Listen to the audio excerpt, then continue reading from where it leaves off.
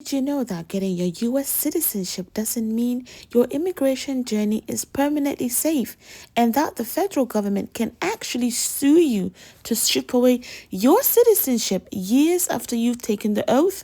Now, it is a historical mechanism called denaturalization, and in the past it was used less than a dozen times a year. It was reserved strictly for war criminals and terrorists.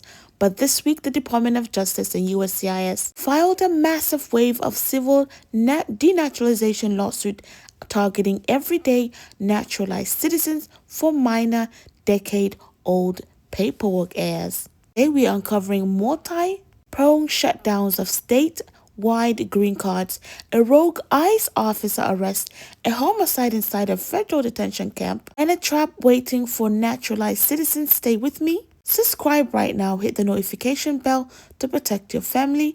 Let's look at the raw data. We're going to start with a critical number block from the Pew Research Center that explains exactly why the administration is radically shifting the rules of the game. Recent data confirms that a massive 53% of all green card issued in the US go to people who are already physically living in the country. These are individuals shifting from student visas, work permits, or family-based sponsorship through legal process called adjustment of status, which we spoke about a lot, or form I-485. More than half of the immigrants secure their permanent residency without ever leaving American soil. Now, USCIS just weaponized a strict policy directive, Memo PM 6020199. To translate this bureaucratic text in plain English, the memo explicitly orders immigration officers to deny stateside adjustment of status unless, as we mentioned before, they prove extraordinary circumstances. Otherwise, the government is forcing people to leave the U.S., return to their home countries, and complete their application through consular processing or U.S. embassy abroad. And this feels like a coordinated trap, right? The moment a family member or work steps on a plane to do consular processing, they are walking directly into a logistical nightmare. The massive backlog, sudden regional travel bans, or immediate denials of foreign consulate that bar them from ever returning to their home in America. They are intentionally, destroying the stateside processing because it is the most popular, lawful pathway for immigrants to build security here. Again, if you haven't subscribed to the channel, do it right now and share this video with a community. While the USCIS seals off the paperwork path, the agencies enforcing these laws are spinning completely out of control.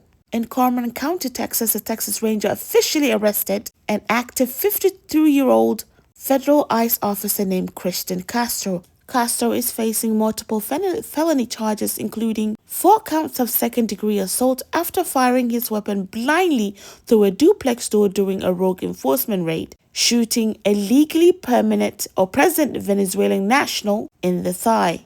Now, internal records show that Castro and his partner lied to their supervisors and fabricated the entire incident to cover the shooting. At the exact same moment, the violence inside the system has reached the federal courts.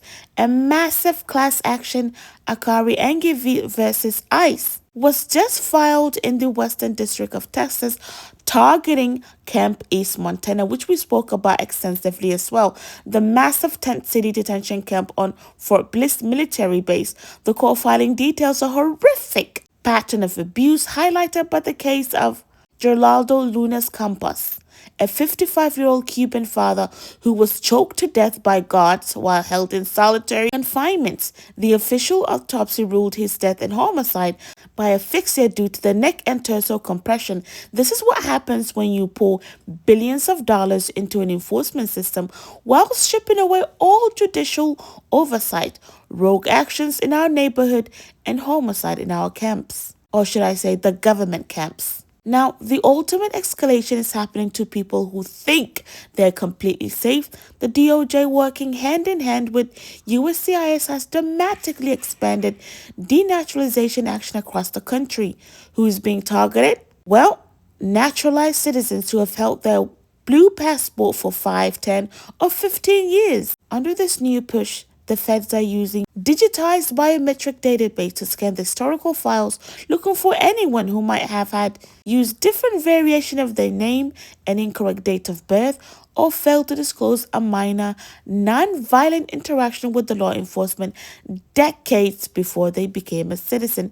If they find a single discrepancy, the DOJ files a civil lawsuit under Section 340 of the Immigration and Nationality Act to revoke your citizenship, cancel your passport, and put you directly into deportation processing.